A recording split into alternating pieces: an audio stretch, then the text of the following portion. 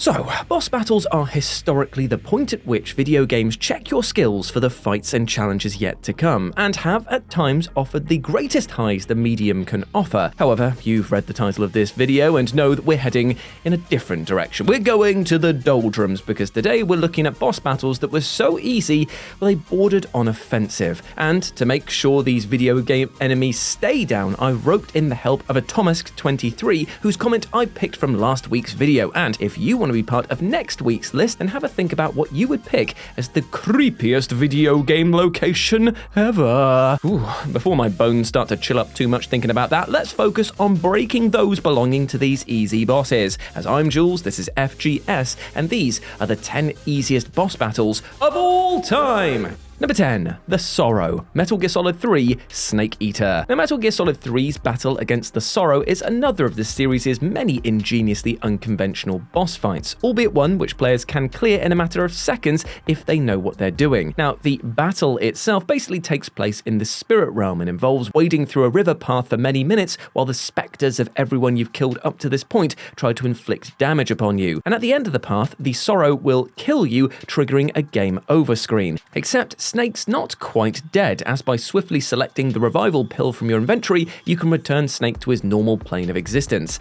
But here's the rub: you don't need to wait several minutes for the Sorrow to kill you. When the fight actually starts, you can immediately go prone in the river and drown yourself, allowing you to use the revival pill and end the fight in 25 seconds flat. Easy peasy. Number 9. Fake Siegfried, Final Fantasy VI. Final Fantasy VI may offer up some of the most memorable bosses in the RPG franchise's history, but it's also got a big fat nothing burger in the form of Fake Siegfried. On the Phantom Train, you'll come across an imposter of the legendary warrior Siegfried, who claims to be the best swordsman in the world and quickly initiates a fight in order to make off with all of your equipment. Players are led to expect a tough boss fight ahead, but it quickly becomes clear that we're not dealing with, well, the real deal here. As it turns out, Siegfried's initial flurry of attacks deal a pathetically small amount of single-digit damage to each party member. Even so, he'll gloatingly ask you if you've had enough yet, at which point you can retort with a single strike, which will almost certainly defeat him immediately. It's only later on in the story that it's revealed that we were dealing with a big old faker, as the real Siegfried puts up a considerably greater fight, being level 53 and boasting a pulse-quickening 32,000 HP, compared to the imposter's mere 100 HP. Number 8. Saron, Mass Effect. The first Mass Effect climaxes with a confrontation between Commander Shepard and Turian zealot Saron, and for many players, they'll just have to kill him dead in ordinary, super conventional firefighting fashion. But for those who have a high enough Paragon level, achieved by basically being an upstanding hero throughout the game, will be actually able to talk Saron out of a final fight altogether. More to the point, you'll basically end up persuading him to unalive himself, as upon seeing your point of view, he'll pull out a gun and blast himself in the brain pan, earning his liberation from the control of flagship Sovereign in the process. Now, he won't be the last boss who basically gets themselves killed on this list, but no other wipe themselves off the map with such clear-eyed intent. Utterly wild. Number 7. The Didact, Halo 4. While most of the dead easy boss fights on this list were doing at least something creative or pleasantly subversive, Halo 4's cakewalk of a final boss fight left most fans feeling rather shortchanged. Halo 4's climax sees Master Chief go to blows with the Didact, and given that the villain was sold as a historically badass ancient forerunner with a deep hatred of humanity, it was understandably expected that we'd get to best him in an epic high-octane battle. Even though Halo has never really been about boss fights, it certainly felt appropriate to have players take on the Didact themselves, and yet the pathetic showdown amounts to nothing more than a glorified QTE sequence, an automated curb stomp even, as you're directed to climb onto a platform, plant a grenade on the Didact, and then watch as the explosion sends him hurtling off the platform into a portal below. After all that hype, that's it. Naturally, fans weren't happy, because even a typical arena bullet sponge boss battle would have been way more fun than this. Then again, considering what Halo 5 pulled with all those Warden fights, maybe not.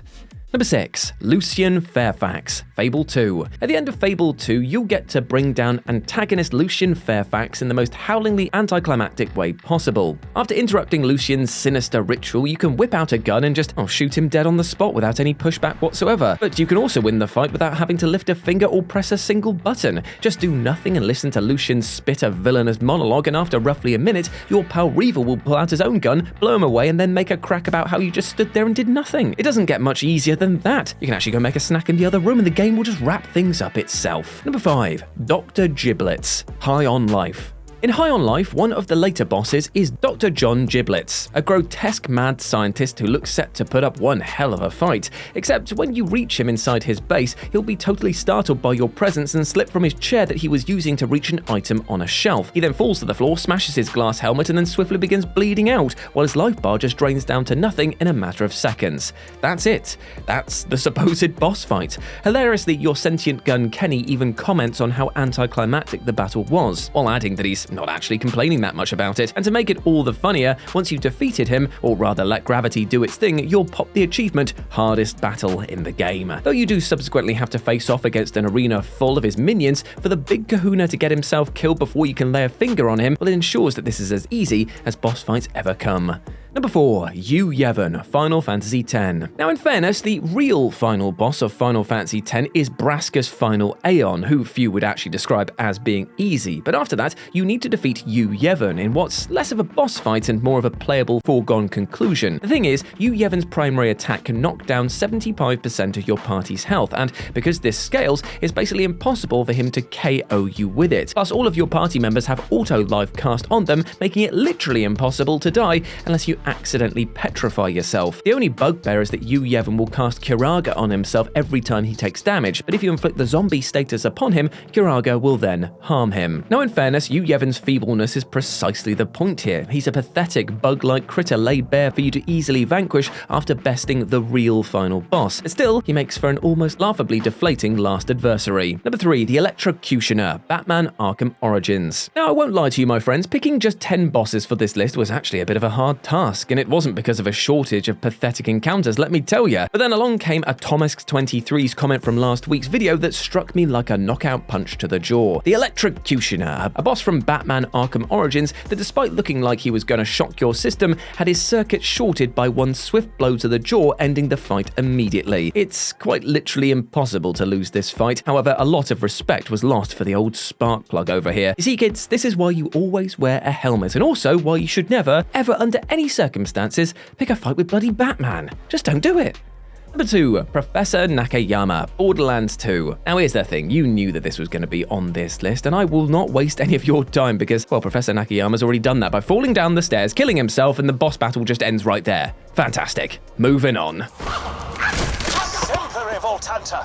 Now, go collect the fruits of your labors from the terminus. And number 1, the Colossal Yeti, Spyro 2, Ripto's Rage. Now, nothing quite tops the hands-off ease of defeating the Colossus Yeti in Spyro 2, Ripto's Rage. You'll eventually be called upon to pacify a Yeti that's been terrorizing the local monks, but when you get there, the hand of God ends up doing all the work for you. The Yeti swiftly announces its displeasure at your presence, beating its chest and roaring loudly enough that the statue on top of the building is shaken loose. It then falls through the roof and crushes him pancake flat in short order. To hammer the hilarity home, monk brother Ned even seems mildly disappointed that the Yeti was defeated by his own bull in a china shop gracelessness, depriving you of the chance to teach him a proper lesson. But this being a kid's game and all, it's revealed later on that the Yeti survived being squished, even if its pride definitely took one hell of a pasting. And there we go, my friends, those were 10 of the easiest boss battles of all time. I hope that you enjoyed that, and let me know what you thought about it down in the comment section below. And if you want to be part of next week's video, remember, have a think about what you would pick as the creepiest video game location ever. That was me trying to be terrifying, but it came off as weird,